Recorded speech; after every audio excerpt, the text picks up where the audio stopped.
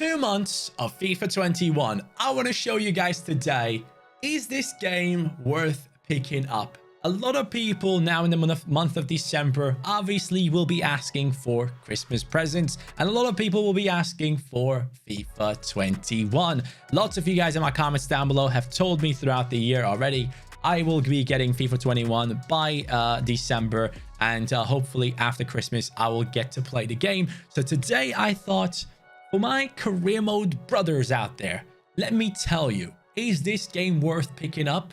Is it actually a good game? What are the issues? What are the big pluses within FIFA 21? I thought after 2 months of playing this game on a day-to-day basis, it's now time to give my thoughts on it. Have EA done the right thing? Have they improved the game mode? Is this the best career mode that we ever had?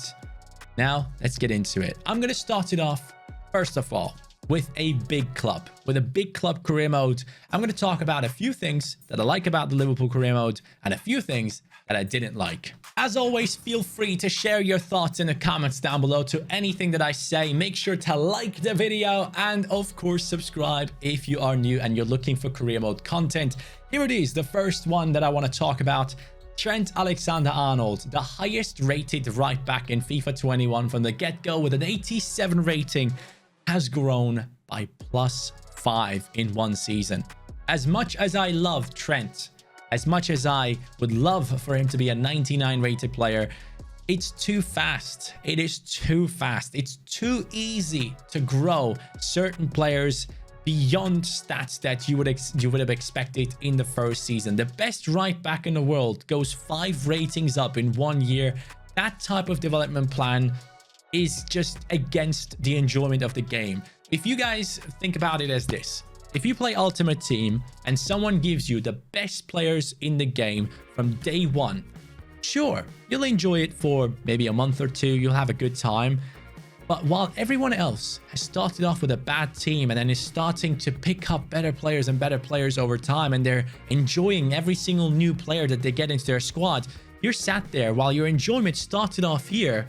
Yours is slowly going down because you're still playing with the same team all the time, while everyone else is slowly starting to enjoy the game more and more because they're getting better players.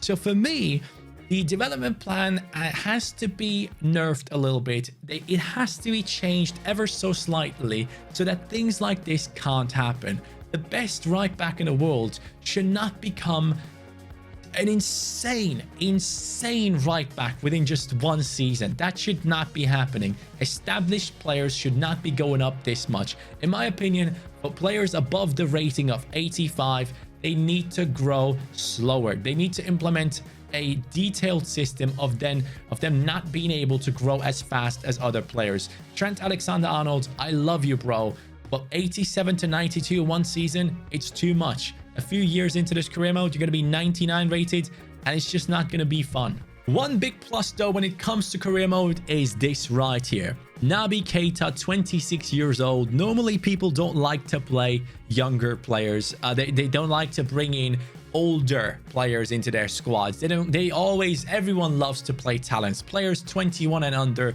But Naby Keita has shown me a beautiful thing this year, and that is the fact that even players above the age of 25 can have an amazing season, which he did for us in this career mode, can be on incredible form, and then that will lead to incredible growth along with it.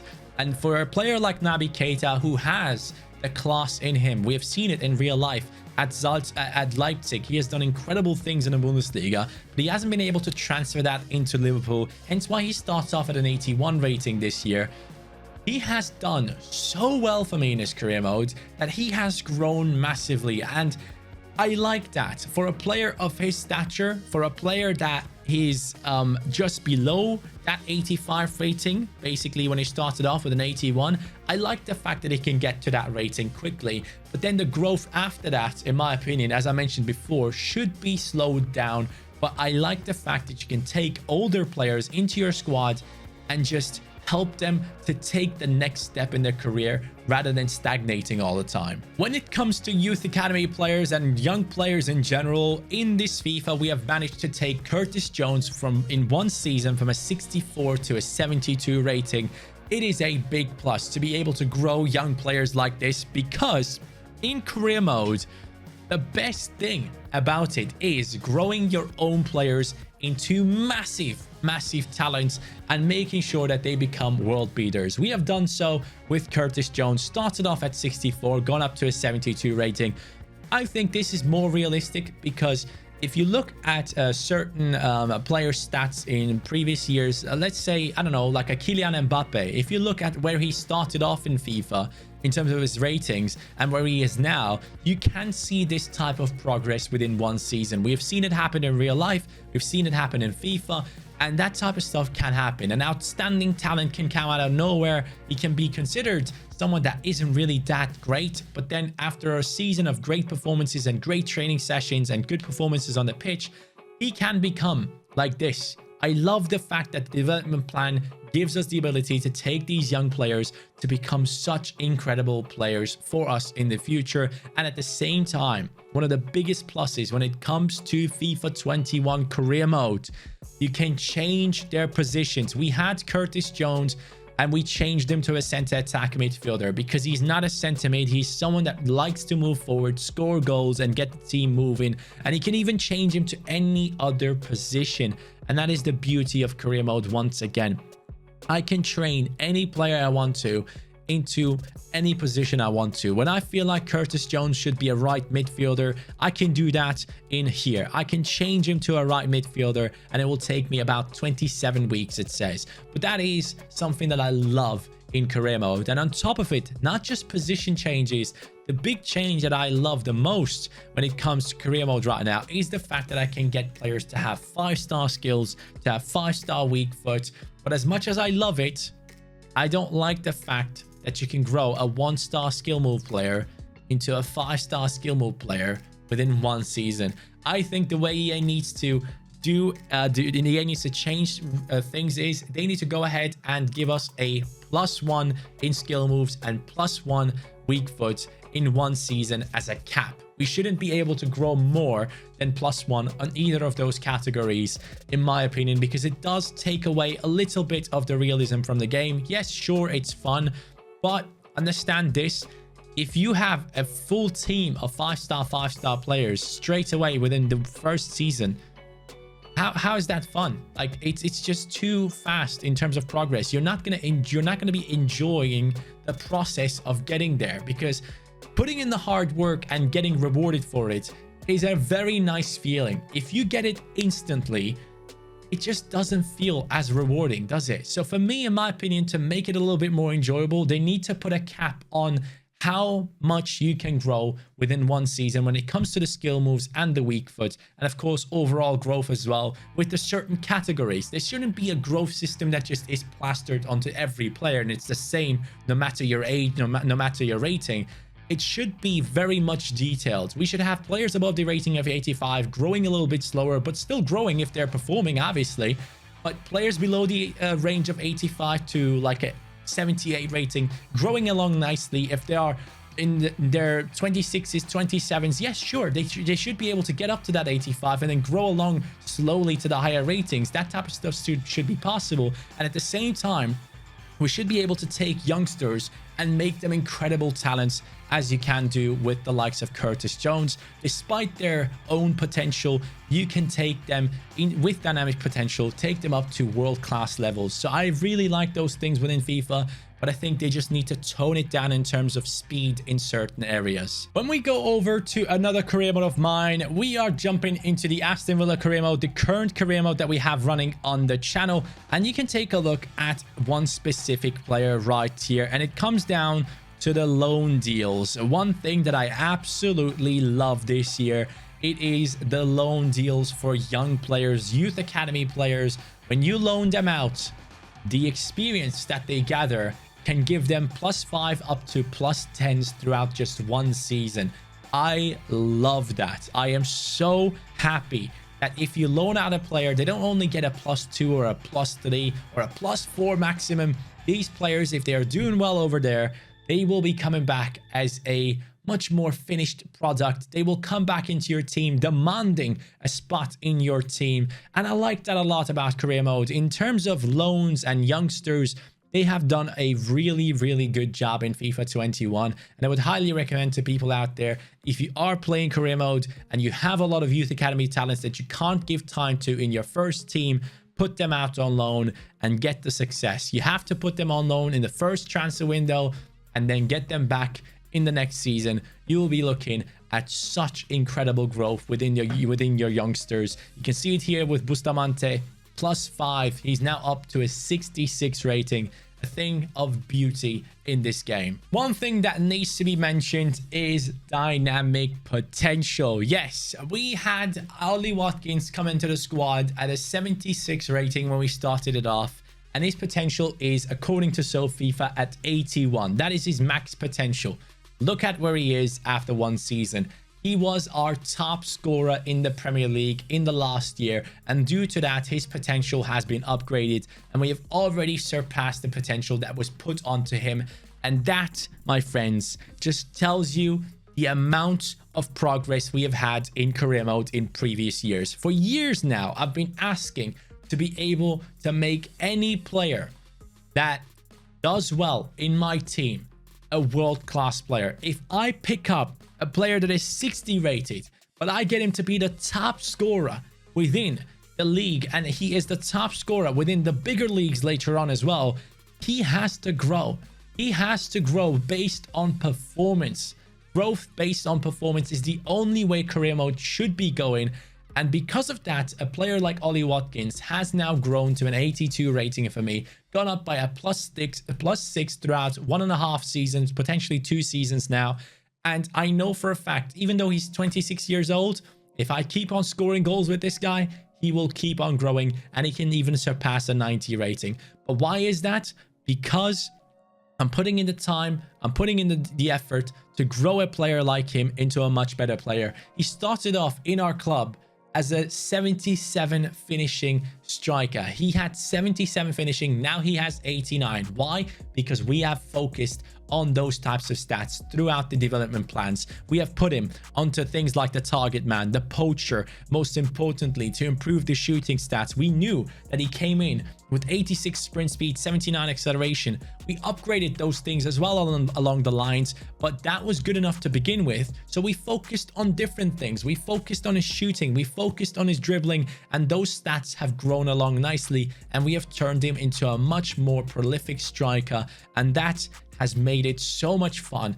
I can show you right here within my Aston Villa team, the fact that I have held so many original Aston Villa players within my team is a testament to the growth system that EA have implemented.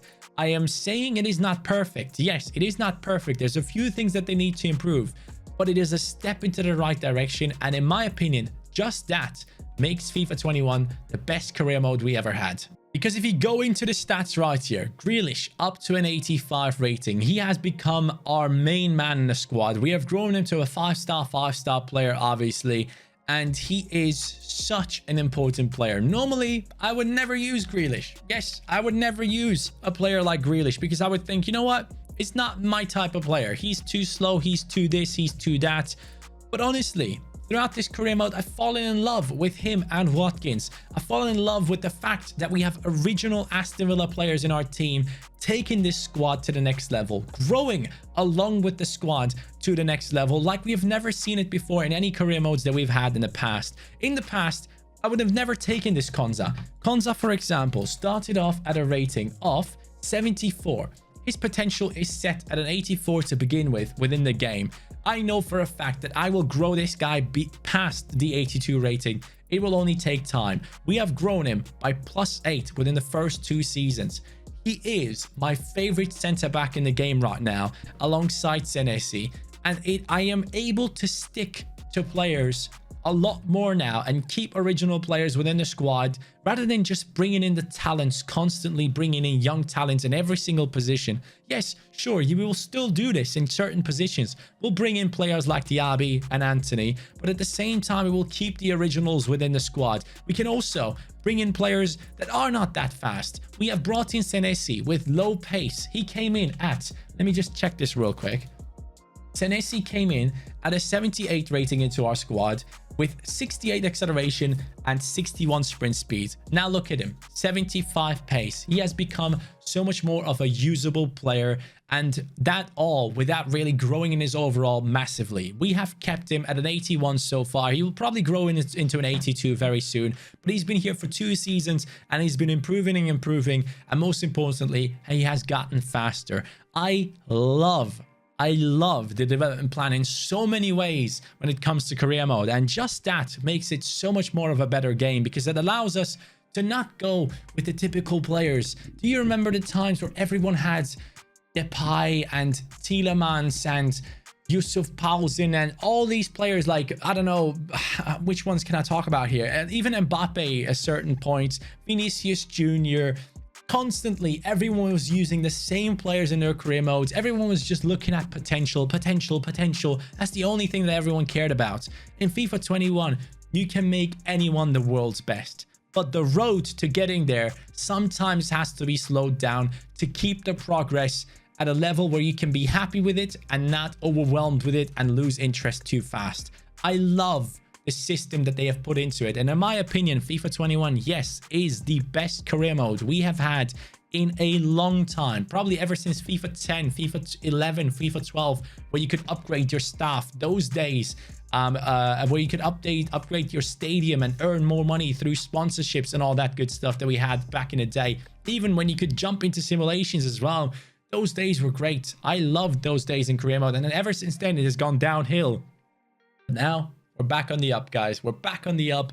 And I think these things that I mentioned right now are the most important things when it comes to career mode and the way it has improved. Talking about those simulations, guys, the sim match feature has brought so much joy for me into career mode. The fact that I can just watch along as my team play, focus on the tactics and see how things go, make changes on the fly, jump into it whenever I want to. Like, if I feel like, oh god, they're about to run through my defense, I can take over here. If I'm a confident defender, I will be moving in. I'll be trying to put the tackle in. I'll be trying to get the ball back into my squad. And that is the way I love this simulation feature. I can jump back out, keep watching the game and see what happens. It is such a great feature added into FIFA 21 career mode, and I really hope, this is one of the main things that I'm hoping for with this video. Of course, EA have made great strides when it comes to the improvements in career mode this year. It is the best it has ever been in a long time. For years now, as career mode YouTubers and the career mode community, we have been asking for improvements within the game, and finally it seems like EA has listened, especially in a year where I didn't expect too much. I thought the next gen will be coming out, they will be focusing a lot on that, and there won't be any time to look into career mode and improve things. I was expecting FIFA 22 to be the game where we will be seeing a lot of progress.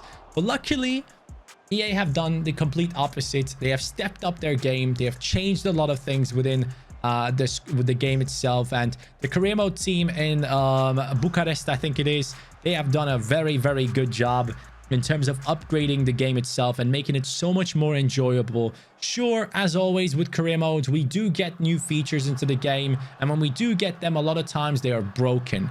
And luckily this year, we didn't have a situation where things were completely broken, apart from the manager glitch and all that good stuff, but we didn't really feel like things were broken. Last year, we had a glitch where overall ratings were going down by -1 for no reason at all. Your players were not growing, and we had to stick with that glitch for like nearly a month until it was fixed. I'm so happy that EA have done certainly good, much better testing than they have done in previous years when it comes to career modes.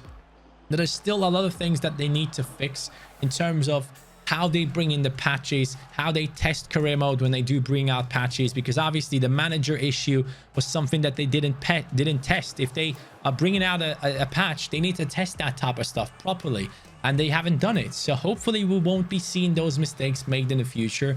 I just have to say that I personally am having a blast with career mode, and one thing that I'm looking forward to the most is having a road to glory, starting off with a team in League 2, taking over a squad filled with 60 rated players and potentially making some of them world class, taking a right back that is 58 rated and taking him all the way to the Champions League final, where he now is an 85 rated player. I cannot wait for that. I cannot wait for that. I couldn't do that in the past. In the past, you could not do those things. Dynamic potential and the development plans is making all of that possible. There's a lot of positive things when it comes to career mode, and I am in love with it. I am so happy that we have gotten these improvements within the game. Don't get me wrong, there's still lots to fix, lots of things to fine-tune, lots of things to improve. There's so much more to be added into career mode. Like I mentioned before, I would love to have the feature back where I could focus on the training sessions a little bit more within upgrading my staff, having a defensive coach, having an attacking coach, having a goalkeeper coach, and having to invest into them to make them better, to make the growth or affect the growth within the team even more. I would like that to be something that is added back into FIFA career mode, because I love that in the past. I would love to have that back in the game, and I hope EA do that for us with FIFA 22. I'm expecting a lot. I really am expecting a lot, especially with the new consoles and the amount of data they can go through within a very quick time. And I think that is going to be a big plus. I think FIFA 22 might be yet another big step up. I don't think EA is going to stop now with the improvements that they have made. They will keep on doing it, and I and other game changers will do our best to push them to do even more upgrades. But my conclusion after playing 2 months of career mode, I love it. I actually love it. I look forward to recording my videos. I don't actually dread recording videos like I did in FIFA 18, FIFA 19, FIFA 20. It has come to a point where I have such a good time playing career mode, and I would argue that career mode is the best game mode in FIFA 21, because Ultimate Team is way too competitive for a lot of people. It is not enjoyable anymore, and career mode is such a chill and fun game mode to play, and you can adjust the difficulty with the ultimate difficulty and competitive mode turned on.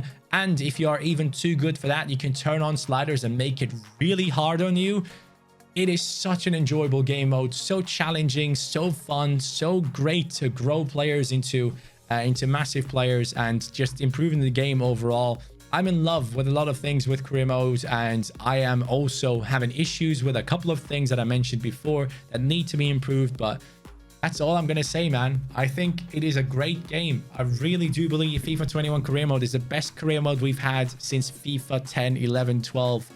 And I like the fact that EA have finally listened to our community and that they have done the right steps, moving forward to the right direction. No one can argue that we are not moving into the right direction. I think they have made massive leaps forward.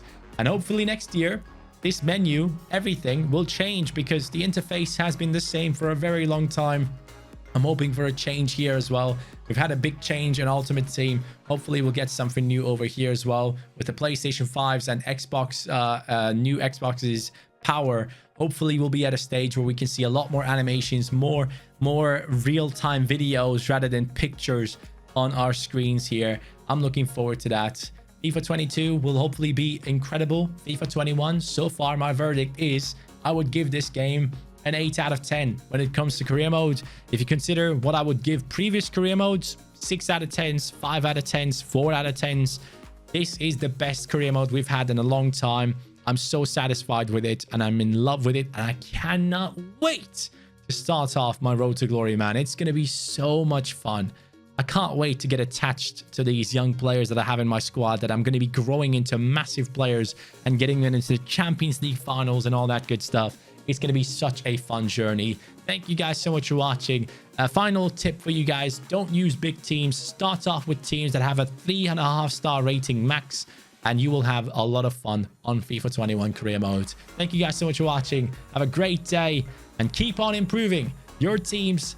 And let me know which career mode you are doing right now, and how much you're enjoying it, what issues you are encountering. I personally am in love with it. Sure, a few issues out there, but it's a great game. Have a good one. Take care and peace.